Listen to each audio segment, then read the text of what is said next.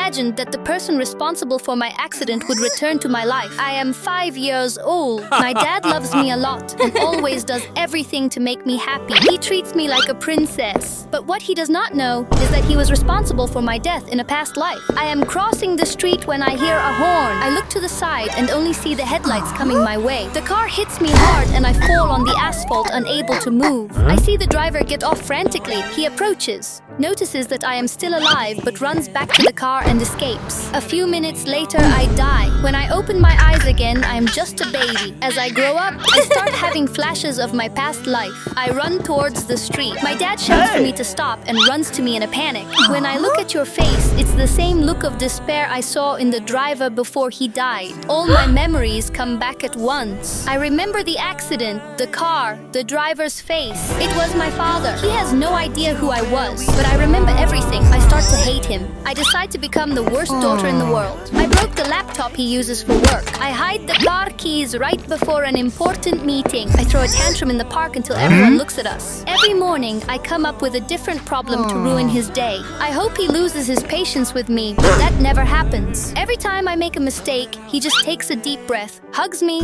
and says he loves me. Instead of shouting, ask if I am okay. This only increases my anger even more. I'm starting to believe that he is pretending to be a good father to hide who he really is. I start observing everything he does. Every night, after he thinks everyone is asleep, he sneaks out of the house. I decide to follow him. I see my father going to a cemetery. I hide behind a tree and watch when he stops in front of a grave. My heart races. It's the grave of the girl I was in my past life. He places flowers, kneels, and starts to cry. Through tears, asks for forgiveness for ruining my life. Says he thinks about me every day and that he could never forget that accident. He admits that this was the biggest mistake of his life. She says that when she got out of the car and saw what she had done, she panicked. He ran away because he was afraid, not of being arrested, but of looking at me once more and realizing that he had ruined the life of an innocent child. The next day, he went back to the accident site to look for news about me. He found out I had died and could never live in peace again. Every week, visit my grave. Every year, she brings flowers on the day of my death. And every night,